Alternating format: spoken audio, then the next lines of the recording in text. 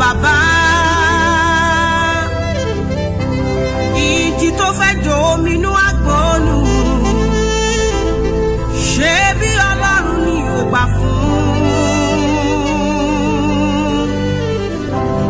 Àbí kí ni mo já mọ́ tí mo fi ránú èyí?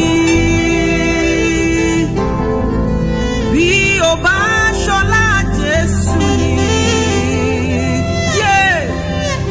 ayé yìí bá sọ.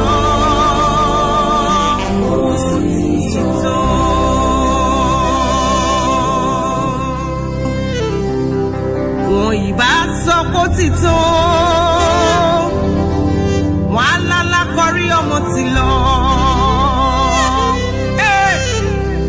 Wọn ìbá béèrè wípé Ọlọ́run mi dà. Bí ó bá sì ti Jésù tó lé gungun gbígbẹ́ mi sì lè yè.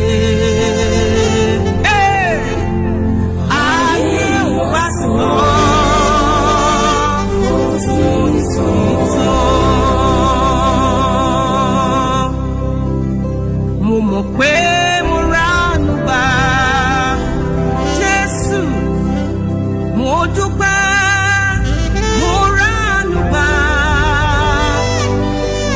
láàrin àwọn tó ló ṣàánú fún lókà níyẹn o. Ẹ̀mí àwọn wòlíì ò ṣe o, mo ránú gbà torí pé àánú tí ó wọ́pọ̀ ni mo rí